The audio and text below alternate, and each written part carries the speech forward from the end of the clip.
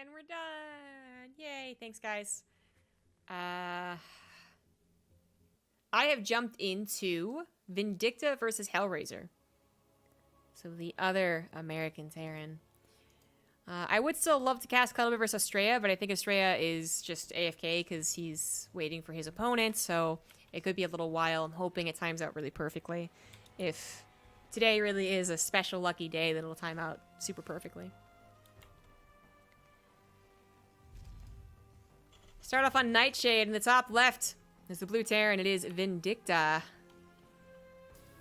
In the bottom right as the red. I don't know why I couldn't think of that color. Red Protoss. It is HellraiseR. To be fair, I'm casting a while now, I guess.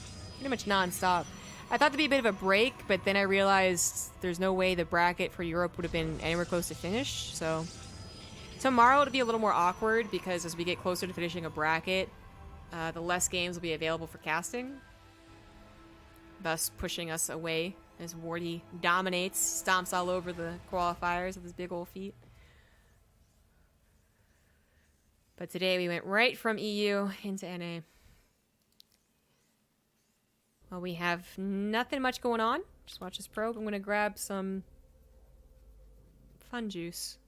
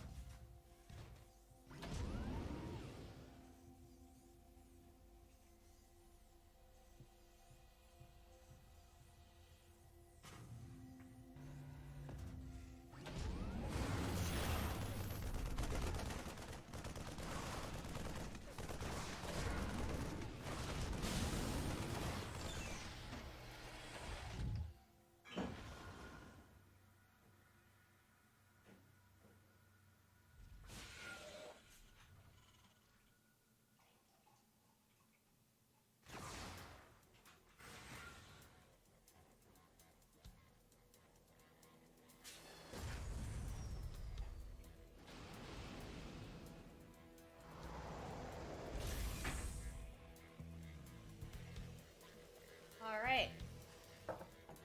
Could have opened up the champagne. The champagne. Could you remember the kettle? If I didn't, my house would be on fire right now. I did remember it, thank you.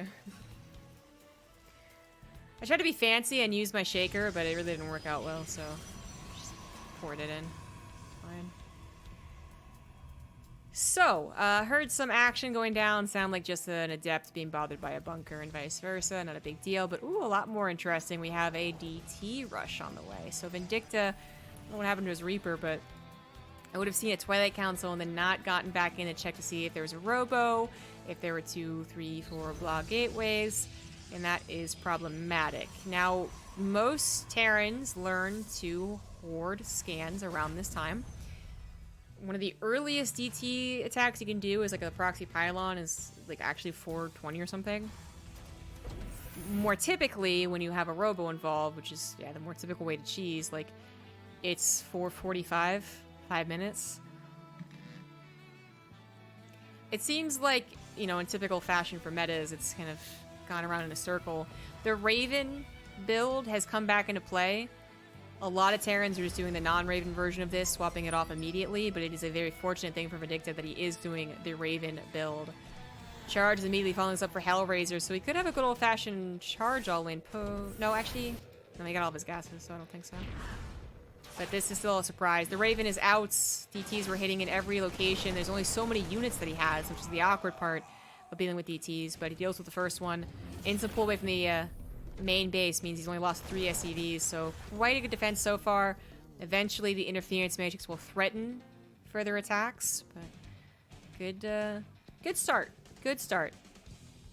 Do you really get all your gases doing the follow-up all-in? I didn't think so. Oh, okay, he's gonna get third Nexus. Thank you very much for the 500 bits. I always want to say Acetas. You always get me. Aceta SC2. Cheers. Ooh, that's a lot of gin in that. Widowmine drop will commence. It was stalled. I think it was instantly denied initially, and then he came back in once the DTs are taken care of. Still saving it too, so that's really nice. Continued harassment, a little bit of scouting. It is the 2-base all-in. Okay, so you do get both gases. I've never done this because I'm not a dirty Protoss cheeser. Obviously you use the gas for the Archons, but I wasn't sure how much gas you really needed, as opposed to warping in non-stop zealots.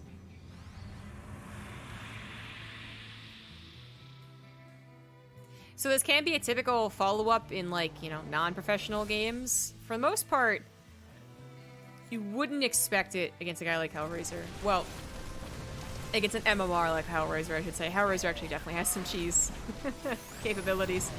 Anti-armor missile, very effective, and Vindicta actually is pretty well set up for this because he didn't take a lot of damage from the DTs. Oh no, it was really bold. Whoa, that was so bold from Vindicta.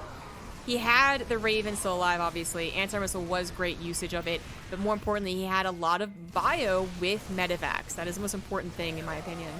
The anti-armor missile definitely helped. The Widow Mines definitely helped. Even bringing this medevac back after a single Widow Mine got 6 more probes, trying to even out the worker disadvantage a little bit more. This was a nice hold for something that was totally unscouted. The only way it could have been better is, like, Marauder Slow was done, maybe? Yeah, it's on its way. But yeah, that snipe on that War Prism, the reason I was like, oh my god, is because he ran his entire army into 3 Archons. And if all those Archons had actually attacked, like, that is... You were given the most... You were giving the Archons the best shot possible, but they didn't actually get it, so... It was worth killing the Warp Prism in that instance, but I would not try that at home. It's basically what's happening.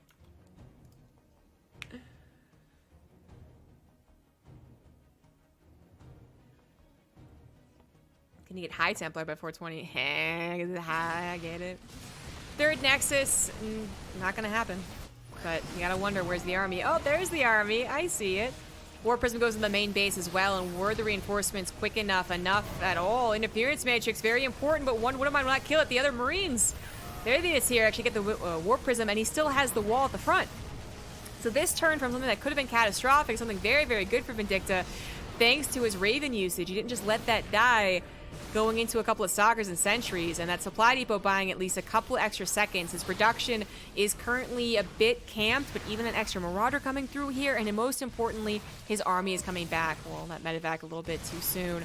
This army, though, is going to be dropped on top of the army of HellraiseR. Vindicta looking to kill the entire army. No chance at a recall happening here, and he did cancel that Nexus, so if he takes out the army, HellraiseR will be out without a lot of options. His only option is to try and continue buying time with harassment because he still has access to DTs, but the actual army he can get is getting worse and worse and worse as the upgrades finish up here. Vindicta's always had the +1 attack, but is now also getting +1 armor.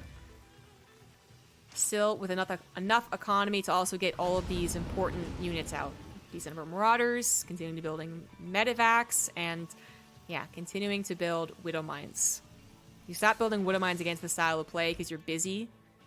You don't think about it, you can still definitely die to it.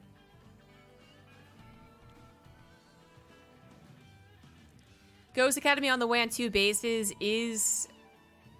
It's a commitment? Oh, it is our 3rd CC, my bad. he just, I mean, he can't use it quite yet, so it is better to just make 3 SCVs at a time for now, but a Ghost Academy, regardless, is expensive. You know, full saturation 3 bases, normal game. It's a part of life, but 2 bases, having lost a lot of SCVs, and you know, HellraiseR has gotten the economic advantage once again here. Yeah, the ghosts are expensive, but they're also very good against what HellraiseR has. It is worth it. But Vindicata really, he knows he needs to get his economy back up. If he had lost 10 less workers in that last engagement, he probably would have already taken his 3rd CC on location. But yeah, just now saturating 2 bases. He is floating it over now, which is good. Able to afford extra barracks as well. There's that Ghost Academy plus the ghost he made would have delayed this. And trying to drop. What am I dropping the natural? At least gonna get some zealots. It's something. And he saves the medevac too. Getting some liberators could go for some harassment. HellraiseR knows how a Terran player plays. Also has an observer. Left to right. He figured it out. Ah, double liberator harassment. That's what it was. Nasty stuff. Double liberator harassment, but also twice the investment. Does he see that observer? An EMP, I think, would be worth taking that out. HellraiseR, his potential weakness would be uncertainty, but even though he has bad upgrades and his main army right now is going to be pseudo-countered by the EMP, his army is still sizable, and the economy is in his favor. And the Colossus is about to pop out as well, so... Vindicata has the chance here. An EMP getting most of the Zealots in a Sentry. It was not a bad start. He has 2 more. The single Colossus isn't the biggest deal quite yet, especially without an upgrade, but that's a scary thing to see for Vindicata, who's just now getting a decent economy, saturating his 3rd base. The Liberator count, though, I'm glad he didn't just sacrifice the 2 Liberators and for some harassment, because this is a really nasty spot for Liberators to get into. If HellraiseR comes around from this direction, it's a little bit better for sure, but he's not even going to try and do that. EMPs blink at the entire army, literally the entire army. Stalkers blink over to the north side, but hit by a Widow Mines. The Zealots do break through the Liberators, however, and are on top of the bio, but the upgrade should be favorable at this point, and that's exactly what happens. The Liberators, I mean, they stayed alive longer than I think HellraiseR wanted, but he thought that he might just have enough, but he would have maybe had enough if the upgrades were even. Maybe. That was a very bold attack from him through the chokes, through the Liberators, with a very awkward Stalker blink to the north. And Vindicata will actually be taking this game. That is the scariest point, I think, for the Terran, personally, is when you see them transitioning, you see a big army, and you know you have an upgrade lead. You know you have these EMPs that should be devastating to them, but you're like, but if they get like a surround on me, I might still be dead. And then if I'm dead at that point, they're going to have Colossus, and then I'm never going to win. But he actually was able to do it. Thanks, Liberators.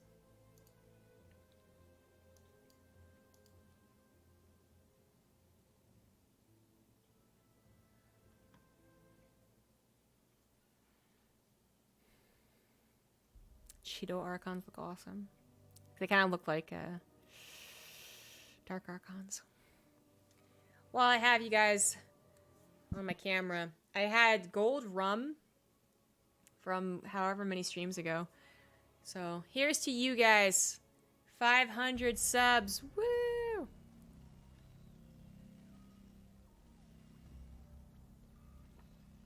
That was a bit more than a shot. That was a bit more than a shot. Why did we do this to ourselves? Why did I do that?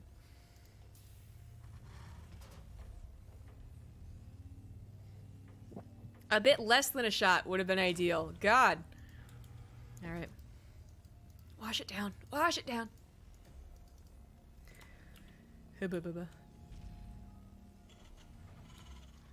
Top right. Blue Terran. It is Vindicata. Bottom left is the red Protoss that is HellraiseR. Very tough game, that last game. I feel like if it's Innovation or Maru, it's not nearly as tough. But my point in saying that is not to, like, curse out Vindicta or anything like that. It's more to talk about how that build is exactly what kills us in the lower leagues. It kills guys who are really, really good like Vindicta, and probably only looks weak against the best forms of Terran. It probably only ever looks like, why would you ever do this in a million years against those guys? Because the threat of the DTs with the Warp Prism is almost always super strong. The chance of them having a Raven immediately is always like a, it's 50-50 chance. The charge dot follow-up, also difficult to scout because you're already turtling and thinking about the next DT attack. Just in general, you get overconfident because you think upgrades, Widow Mines, but then they get a good concave, suddenly you're dead. The idea, and I tried to explain the idea of why HellraiseR would be at a disadvantage, even as he took the probe lead, even as he took some decent engagements. But oftentimes, it doesn't really come to fruition. Oftentimes, those upgrades aren't as important as the fact that they did saturate their third base and got 20 more Zealots. Or a better concave. And really, without those Liberators in that choke, I think that would have happened. Vindicta would have lost. After having a really nice defense against the initial DTs and a pretty clutch defense against the second attack. Definitely could have gone better for Vindicta, though, if he did manage to scout that's what was happening. He would have probably had a bunker and a wall at the natural, and that really makes it a lot easier for you, but for the circumstances as they were, I think he did the best job he could. Even the third attack with the Raven interference matrixing the Warp Prism, that was really clutch. So if he had lost it, I almost say that's like a you just feel really bad about losing a game like that. It's one of the I guess it's one of those typical Protoss bullshit things, and I mean that in the most factual way possible that you can ever say something's bullshit. Like, DT, charge it all in, you combine the two together. Like, come on, man. That's Protossing, right? And losing to being Protoss is frustrating. But also very fair of the Protoss, in this case, HellraiseR, to go ahead and do it. I think he would have gotten not just an edge in the series, up 1-0, he also would have gotten a mental edge. So pretty important victory there for Vindicta. We are still talking about the winner's bracket. We just started the NA qualifier. But pretty nice for Vindicta there. Barely clutch. So what do we have here from HellraiseR? Very quickly into all 4 gases this time. Off of that Stargate, gonna go into Robo, Tech, Colossus afterwards. Vindicta looking to hardcore counter the Stargates. Don't think he's gonna do a push from this, but Viking Cyclone combination will be pretty deadly to the Phoenix harassment. Marine's gonna go for some scouting. They'll be picked off, probably, but it's good scouting. And we'll see if he does, in fact, go for Raven. I think so. Just the placement of his buildings. We'll have to hide it. Like, we saw HellraiseR not an hour ago try this, but... Oh, I was wrong. Gonna swap that barracks over. Oh, that barracks over. My bad. Thank you, Iterald, for the 3-month resub. Happy to be one of the 500. Congrats on the milestone. Thanks for all the casts. Making this quarantine far more survivable. Thank you very much. Yeah, quarantine hella bummed, man. All the DreamHack events are canceled. Today was gonna be, or today? This year's gonna be my year? Not so much. Not so much, but... well, Starcraft events and esports events will not be online, or offline, sorry, for quite some time. At least the online events are still going. And at least some normalcy will return to our day-to-day lives eventually. Even if we'll still be missing the mass gatherings that we all love. Personally, I'm just looking forward to the gym reopening. Which, currently should be June 15th or something like that for my state. Other American states are, being stupid. Anyways. The Jägermeister sure had its kick. Oh, that Jägermeister was such a bad idea. Like, oh my god, that run wasn't a very good idea either, but that Jägermeister was just a no thank you. If I ever say I'm gonna try a Jägermeister again, just tell me no. It could be like unicorn flavored. And I'm just gonna say no next time. Say no to drugs. Say no to Jägermeister, guys. Just a tip.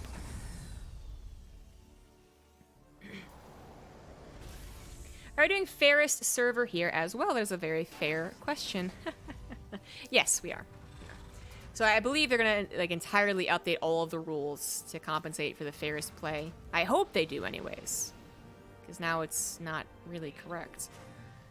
But I think fairest would be NA East anyways. Because if you go to Europe, then Vindicta's gonna have the same unfair thing happening to him, so... Vindicta is West Coast America at the very least, so it's a little bit of a true middle ground. I don't know, I didn't make the lobby. Can you check? I guess. It's Eastern.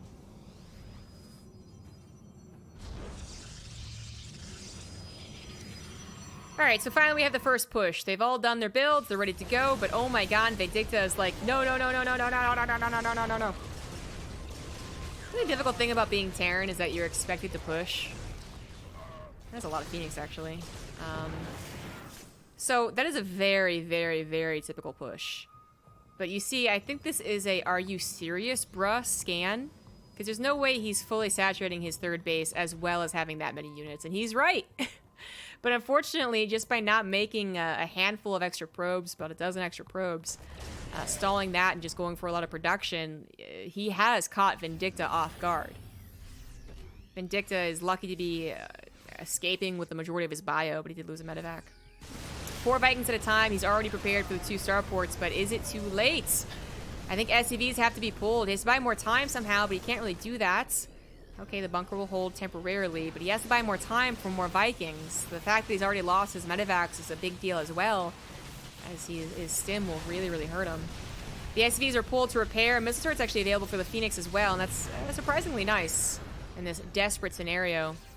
It's really, really good that Vindicta already had 2 starports, by the way, guys. It's not uncommon to see the Terran hold off on the 2nd starport, even go for a Ghost Academy first, even though it was a Colossus opener. But this is actually really nice. Currently, it means he's sacrificing some barracks production, but while you can sometimes have enough Marauders to deal with that, I actually think the Vikings was a better option here. So HellraiseR being a little bit cheeky again, not nearly as much as last game, but a little bit, does go back to probing his base. It's all saturated now. Gets a double forge, charge, Templar Archives, but do keep in mind that's what he's been giving up. He gave up his upgrade, so he's down in those again. Archon's Storm, not nearly as fast as it could have been, and Charge, definitely not as fast as it could have been. And Blink, still on the TBD list. They have casters work from their house. It'll be fun to see who knows how to do their own makeup and who doesn't. Well, I can basically guarantee the guys don't. Not to be sexist, but I've talked to the guys about makeup. And all of them are the... whatever the makeup artist tells me, guys.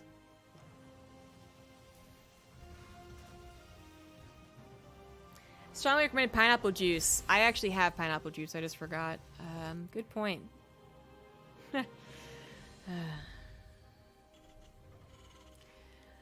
Alright. Ghost Academy on the way. Liberator range actually already on the way. I do think Vindicta still falls into a bit of the trap of the... How to say, like... Okay, I did my push. I did my second push. Okay, I guess I just kind of have to defend now. And I say it's a trap as if it's a nest, like it's always a bad thing. I don't think that it is, but if you watch most of the current pros, the Terrans who really impress you, it's usually a lot more active than what swapping to Liberators like this does. Adding in Liberators is very helpful. Last game was a good testament to that. Turtling on Liberators... usually in a desperate scenario, like you are just dying, you are just behind, which Vindicta kind of is. Or you are scared of Protoss. Either because you should be, or because you just don't like the matchup. That's how I view it anyways. It is also a stylistic choice, and there are Protosses who are going to be very uncomfortable against this. I'm sure there's Protoss out there who are like, oh, he's going to Liberator, it's super cool, man, with a turtle. And they suck versus it, but while that was rampant, Protoss is going, cool, Liberator's so cool. 2 years ago, 3 years ago. Protosses have really gotten a lot better about dealing with Liberators. And I'm not talking about figuring out that Tempest exists. I'm talking about posturing. You get to a max out Liberator army with +2 in range, and that's a good army. Don't get me wrong. But they're going to posture and rip you to shreds. And then if you can't do that, they will be able to transfer over into Tempests. Which is a playable game for the Terran. I just don't feel as confident. But I have over-explained things, I fear. We do have a move up from Vindicata, but this is the other complication with using Liberators. Ugh, they're going to try and catch you before they're all sieged, and that's exactly what HellraiseR is going to do here. Archon gets on top of Liberators that are very, very sieged up. Clumped up. Vikings clumped up as well, but the Liberators on the backside, those are actually going ham. These Liberators at the front died. The Vikings got splashed, but the Liberators, those 4 Liberators on the backside were really important, and then this one somehow surviving on the front.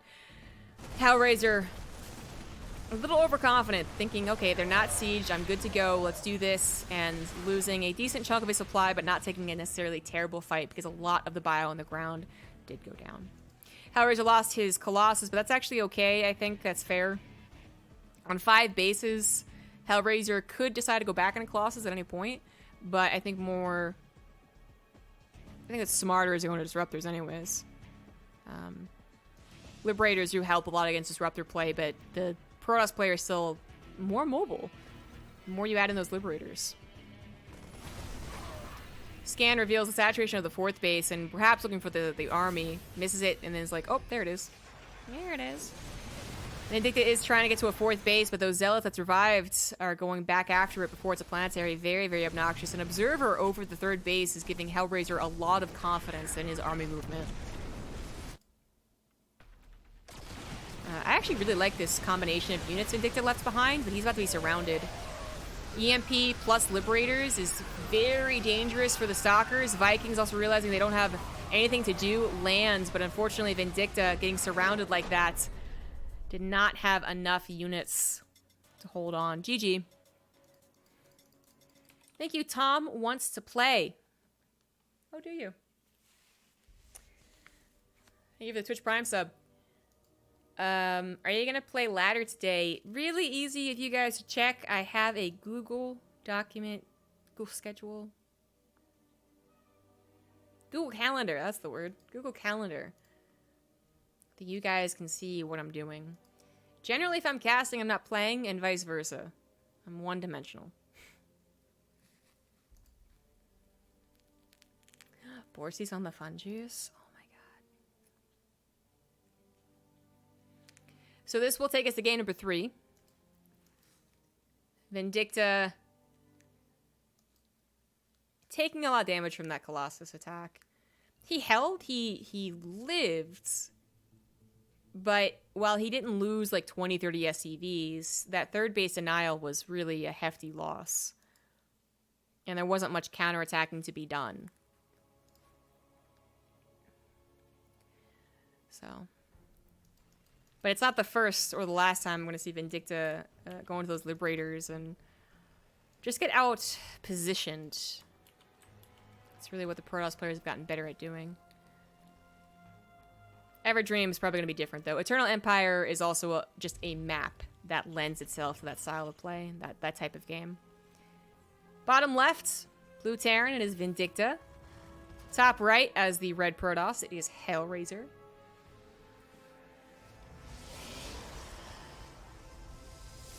My actual drink of choice is gin and seltzer right now. I ran out of limes, so I didn't put any in it. Haven't gone shopping in a while. At this point, I'm just getting too lazy to shop. Either lazy or I have too much to do. Like, maybe I would have gone today, but then I have 10 hours of casting, so I don't know.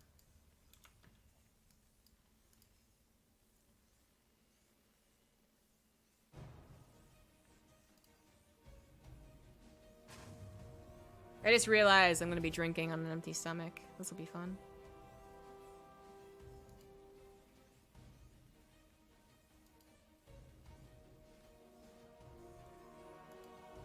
Wow, Grubby got his first 100-month subscriber. That's a long time.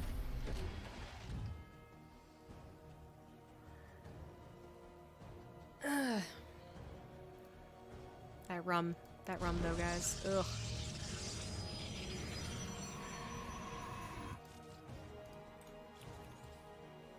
Hit no good idea.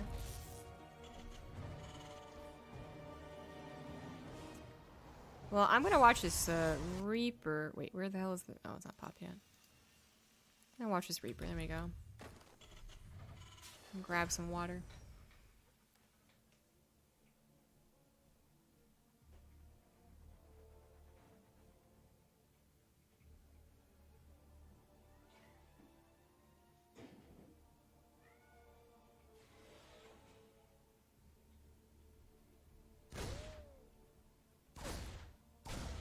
Alright, Reaper, what you doing?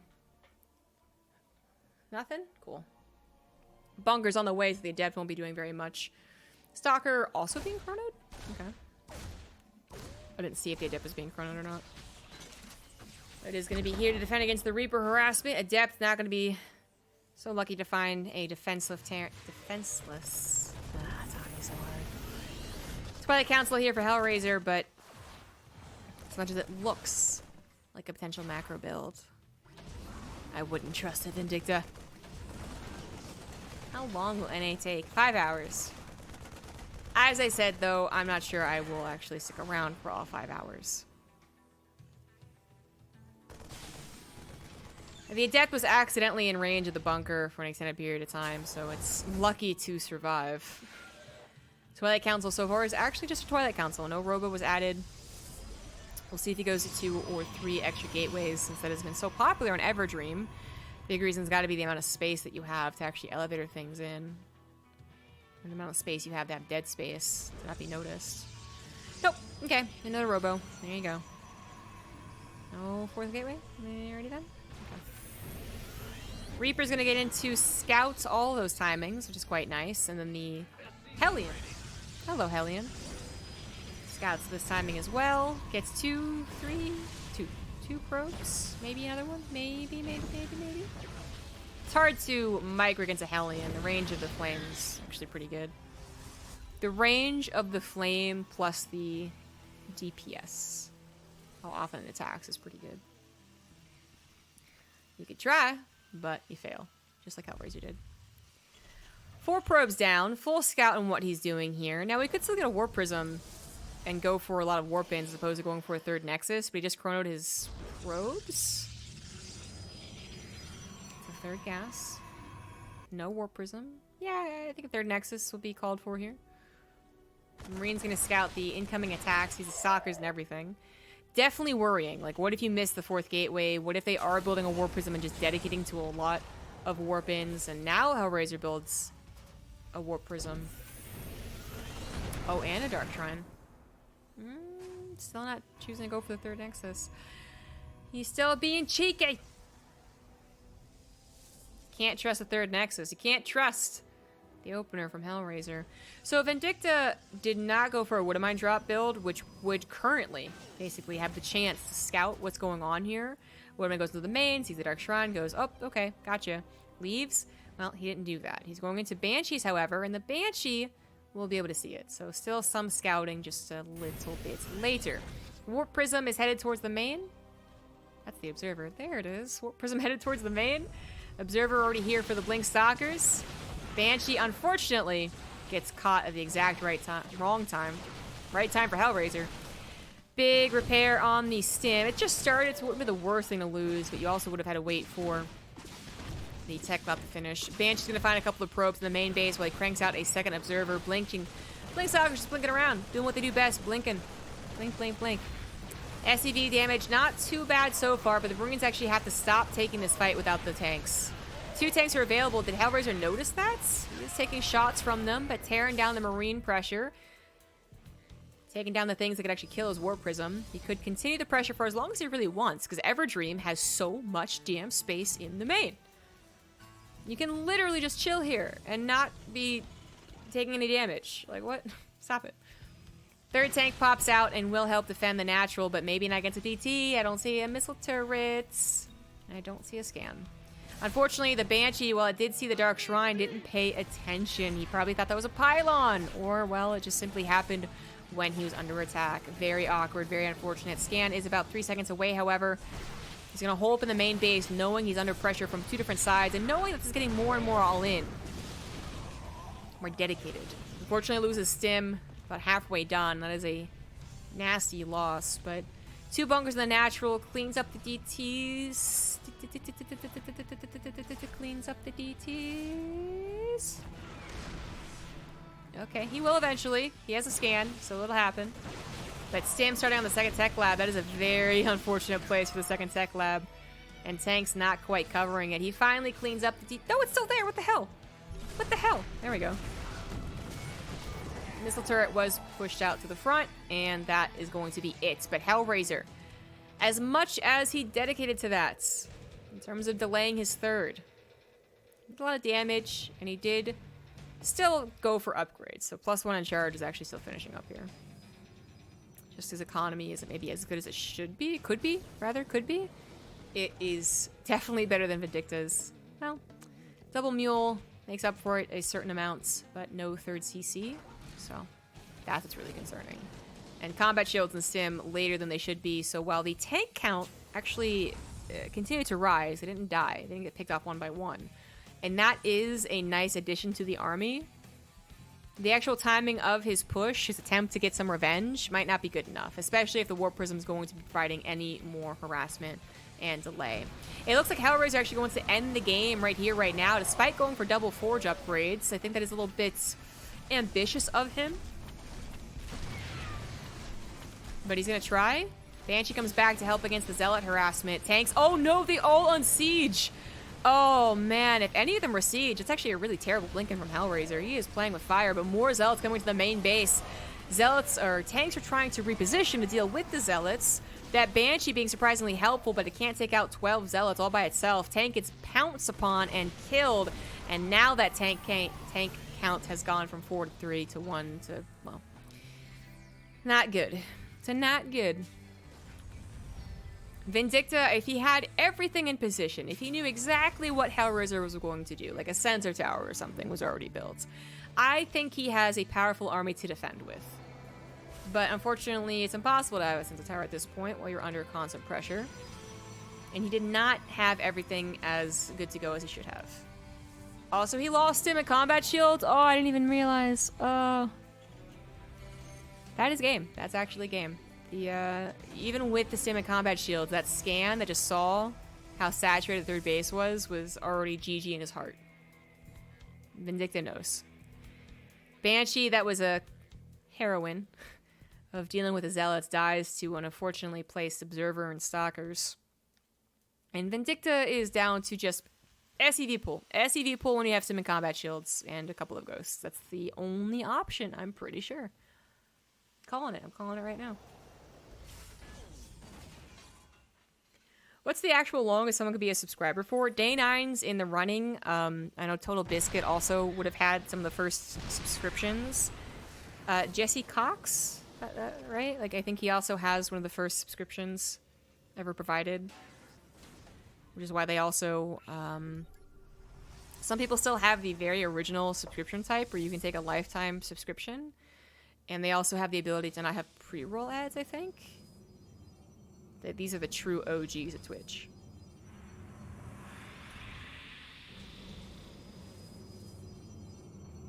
Well, that's a mighty fine looking army right there. And it's going to have better upgrades too. It's going to have 3-2. Well, 2-2. Before Vindicta pushes. Hells yeah. Do it. It's the only option. There's no other option. There's no mass doom drop that's going to win you the game, I think, so... Joke's on you. I already pulled the SEVs. Just pull them.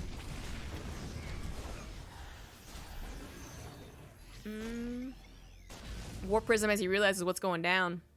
That Warp Prism was a scout. Now it's going to be used back at home to micro just a little bit here. Very awkward choke to go through, but HellraiseR's already setting up a concave. Not worried about dealing with that little choke there. Tanks were too late to sieging to really help out that much, and, well, it doesn't matter. They were up against 1 billion Archons and 12 Zealot reinforcements at a time. GG. You had to try. But Vindicta is now going to be playing out the rest of this qualifier in the lower bracket, and that is just a long...